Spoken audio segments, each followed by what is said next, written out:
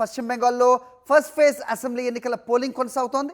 16 జిల్లాల పరిధిలో 152 నియోజకవర్గాల్లో ఇవాళ ఓటింగ్ జరుగుతోంది.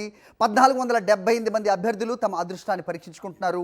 బెంగాల్లో 6,82,00,000 మంది ఓటర్లు ఉంటే ఫస్ట్ ఫేజ్లో ఎన్నికల్లో 3.6 కోట్ల మంది అంటే 3,60,00,000 మంది ఓటర్లు తమ ఓటు హక్కు వినియోగించుకోనున్నారు. 40,000కు పైగా పోలింగ్ కేంద్రాలను ఎన్నికల సంఘం ఏర్పాటు చేసింది. ఫస్ట్ ఫేజ్లో పలువురు ప్రముఖులు తమ ఓటు హక్కు వినియోగించుకుంటున్నారు. ఉదయం 9 గంటల వరకు బెంగాల్లో 18.76% పోలింగ్ నమోదైంది.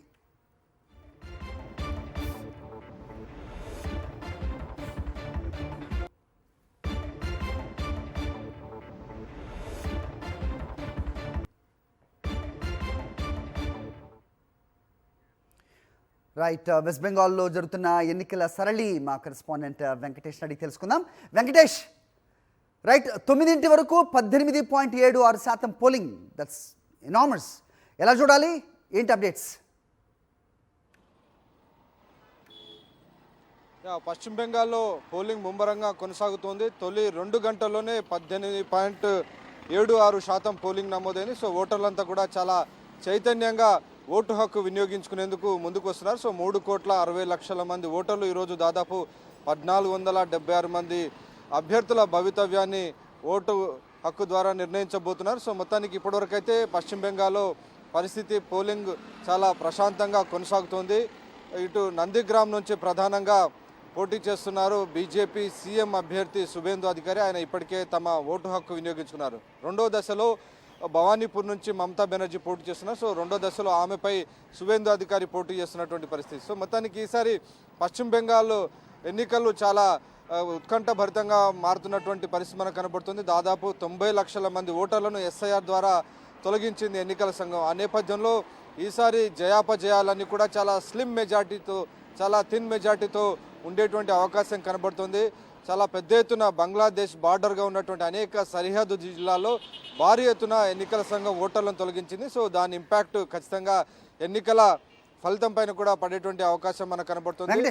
సో ఈసారి ఎన్నికలు గతంలో దాదాపు 7 దశల్లో నిర్వహిస్తే ఈసారి 2 దశల్లోనే కంప్లీట్ చేయబోతున్నారు. హరి, రైట్, ఈ ఫస్ట్ ఫేజ్లో జరుగుతున్న ఈ ఎలక్షన్స్లో ఎక్కువ శాతం ఎటు అంటే రూరలా లేకపోతే మిక్స్డ్గా ఉన్న పరిస్థితి ఉందా, అర్బన్ ప్రాంతాలు కూడా ఉన్నాయా? ఏ రంగా చూడాలి? 18 అంటే దాదాపు 19% 2 గంటల్లోనే నమోదైందంటే కనుక ఎటువైపు సంకేతాలు ఇస్తుంది అనుకోవచ్చు. Of course we are not trying to speculate.